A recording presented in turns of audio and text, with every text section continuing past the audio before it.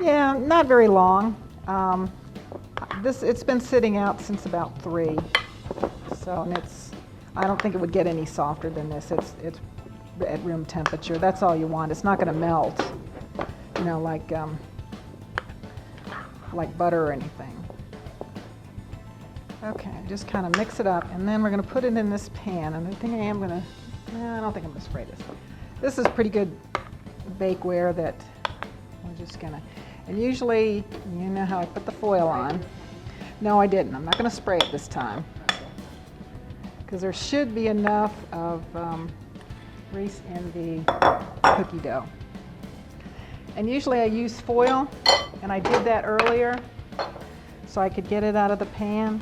And it was a little bit harder to spread out with the foil in the pan. So I thought, well, this kind of saved time. I want to use the foil. This should be good enough. Of course, now with this bakeware, we're going to use a what kind of knife? Thank you, a plastic knife on that, so we don't cut into our good bakeware and then not have it be able to bake. That's why I always use the foil. And this takes a little time. I found when I was doing it with the foil, it was a little bit harder to tell if I was getting the dough even. But then by the time I was cutting the cookies when they were done, it was fine.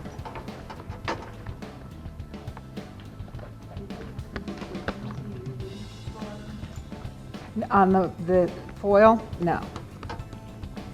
Because with the foil, all I really wanted to do was have it come out of the pan, so I could lift it out of the pan. It didn't really matter to me whether it came off the foil. Usually stuff does. I've never used that quick release foil. I've never had trouble with stuff sticking to foil other than cheese, and I don't know whether that makes that much of a difference. So, but use what you got. Okay, so we're just going to spread that out. That looks good. Sort of like a little Play-Doh. All right, now we're going to see if I can do this. We need 1 egg white.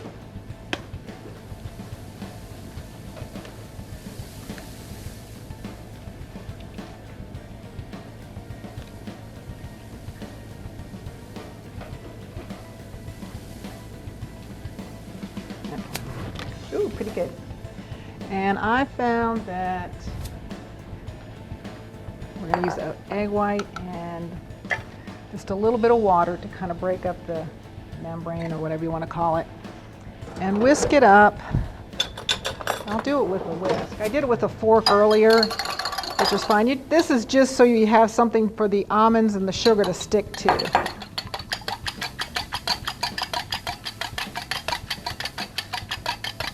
It's not enough to get your mixer out and all that. I did it with a fork earlier.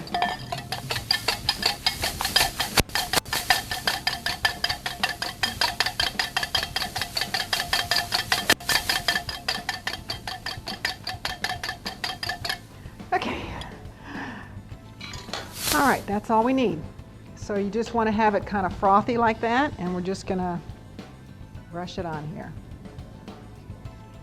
That is hard on the arm.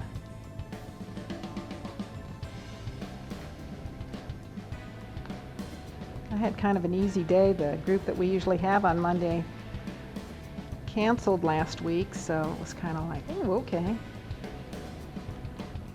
So I had time to get stuff together, and I'm going on vacation for a few days. I've got stuff I need to get done. All right, just kind of brush that on.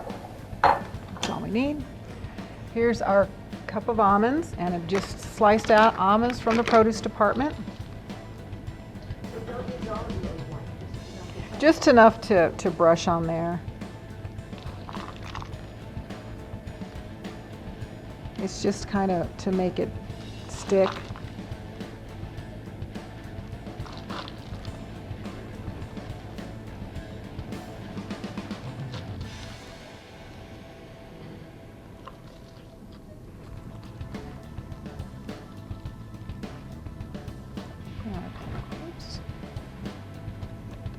You might want to press it down just a little bit to help it.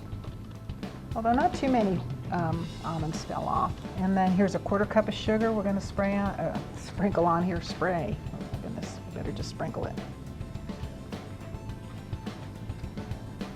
So see, easy. And these are not, you know, the cookie dough is sweet, but these aren't overly sweet. So, you know, you can have it, I think these make like good little breakfast sort of treat things. Sure. Whatever you would want. This we're using almonds because it's sort of traditional, like I said, to the Scandinavian countries. But if you wanted to use walnuts or pecans, is that what you were thinking? Who was that? Yeah, that'd be fine. You know, just give it a little bit different taste. I think with the pecans, I might want to toast them a little bit. Not too much because you're putting it in the oven, so they're going to get that added toasting, but so you don't really want to toast them too much, just a little bit. Okay, we're done. We're going to stick this in the oven in a minute. When it gets a little bit hotter, we'll stick it in there. They did come out very pretty, as you can see back here. And when I cut them in, well, I cut them smaller, but you can cut them in 6 by 4 in here. That makes 24 pieces. And then cut each square into triangles, and that, you know, makes the 48.